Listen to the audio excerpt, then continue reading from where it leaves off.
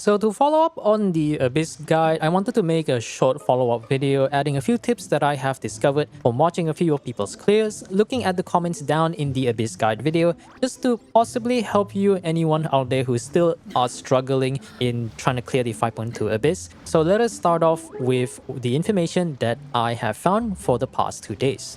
So I did get recommended this video by one of my friends where essentially this is a YouTuber that goes by Rayvon and they managed to actually clear the Spiral Abyss, the current 1 floor 12 with 4-star only with no Battle Pass weapons.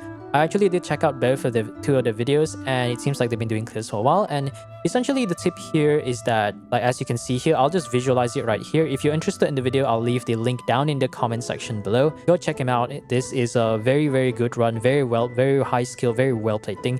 Essentially it's about using your elemental burst for Shengling and Xingqiu for different elemental skulls. Of course, I feel like this is very difficult to execute unless your team is very well built and you do have ER and Favonius weapons. But if you want to know how he does it, go check out Rayvon. Shout out to him. Links will be down in the description below. It's a really good video, so I do highly check it out if you only have the national teams in your account.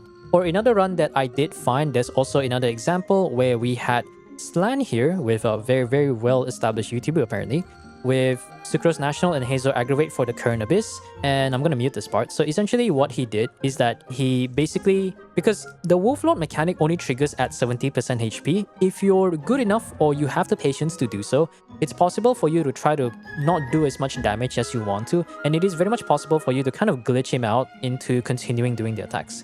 As you can see here, after the 2 moves, usually it would start doing the invulnerable frame, but because SLaN here timed it very much properly, he's able to basically 1 cycle, or rather 3 rotate the entire Golden Wolflord without having to deal with the mechanic.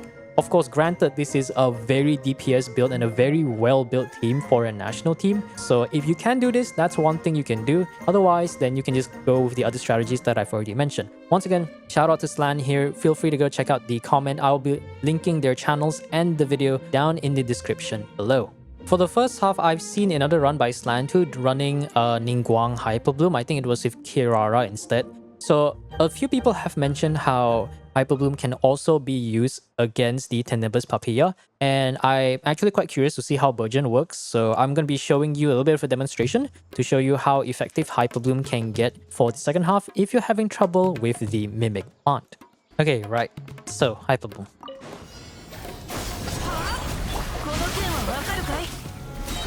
So you can start off with Cookie Burst and then just get Fischl out. Ideally, if you do have Fischl, it's pretty nice. Just don't die though. And there you go. Yeah, Hyperbloom is pretty good, but unfortunately I feel like Hyperbloom will be better for the first half, but it depends on what teams you have, right? Like, it really depends on what team you have, but if you can get this done, then there's definitely something you can consider.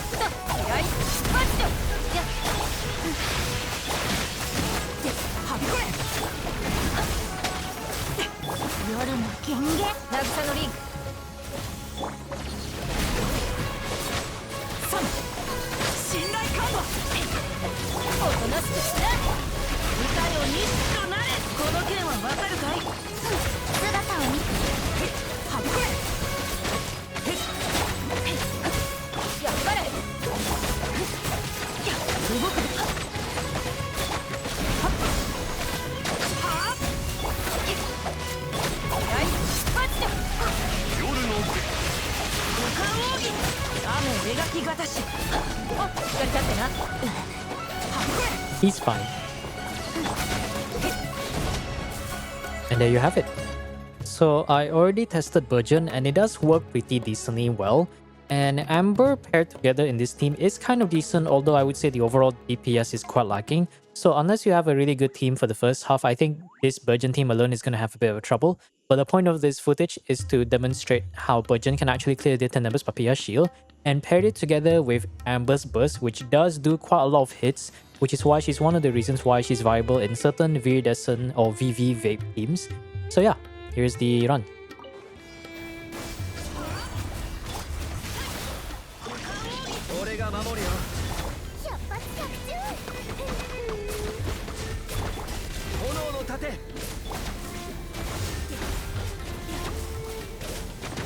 And there you have it. Now, in terms of the overall DPS, I think it's okay. I'm not really sure how good it is either. So, give me a second. Yeah, I think in terms of the damage, it's kind of decent. But yet again, Burgeon... I think the problem about Burgeon is the fact that it's Pyro. So, if you can somehow find a good team, or maybe find a good DPS for this, I think it will be pretty decent. Otherwise, this is definitely a strategy that you can employ, assuming you do have to build almost a tank engine. But yeah, that's all it is. So, on to the next part. Okay, so I forgot to mention this over on the voiceover, but essentially what I wanted to say for this part is that Tighnari for the second half, especially for Burning Team, or even Tighnari alone, is pretty good at breaking the Tenebrous Papilla shield. The footage that I am demonstrating right now consists of Tighnari in a Burning Team, because you need a bow unit on the second half in order to deal with the Aeon Blight Drake, but you also need some sort of team that's able to break the Tenebrous Papilla shield in order to actually clear it as fast as possible and get that 3-star, right? So Tighnari actually fits both of the criteria of being a Dendro bow unit that is able to take care of both the Aeon Blight Drake and also be the Dendro unit to trigger burning for the Tenebrous Papilla. So I saw the one comment in the guide video talking about how you can place the Zhongli pillar at a specific location, which will actually build 2 GUs for the skull. So essentially why this happens is that the summon itself does actually do geo damage, and I think it applies 2 units regardless of whether your pillar breaks or not. So what you can do is you can actually put the Zhongli pillar slightly, like really close next to the Wolflord skull, and you should be able to almost build it instantly. Then the rest you can do the same thing that I've already talked about in the guide video. So for this purpose, I'm going to be showing you the demonstration.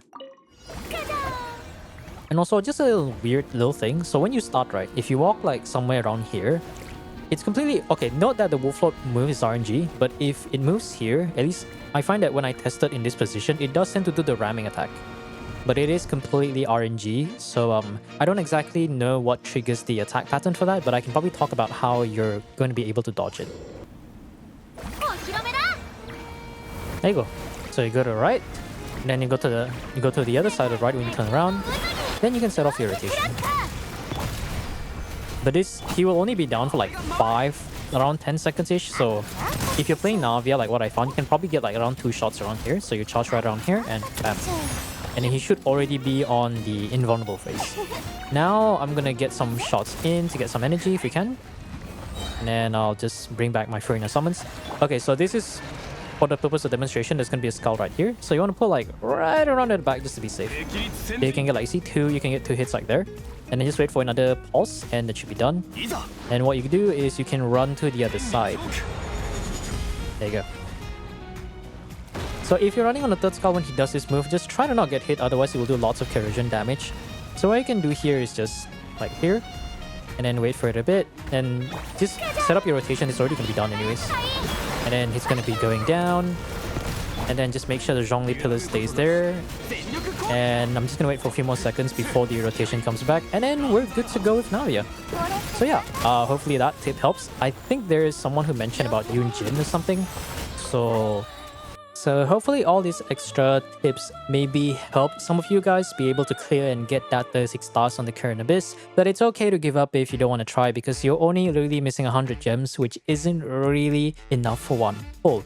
Now, before we close off the video, the 5.3 live stream will be tonight, and just like I mentioned on the community post, I will be doing another viewer abyss clears for the ones that have yet done and the newcomers from YouTube. So I'll be making another community post to remind some of you guys, but just a quick shout out, if you do need help with me helping you clear your spiral abyss and maybe get that 36 stars, if you're interested, go check out my stream over twitch.tv/etherealplays, or otherwise you could go there to have a good time if you just want to watch me struggle, because apparently people find that entertaining and I completely agree.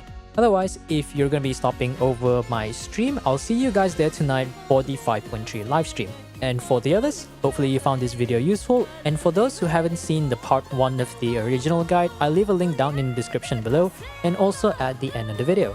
Otherwise, hopefully this video you find it useful, and I'll see you guys next time. Peace out.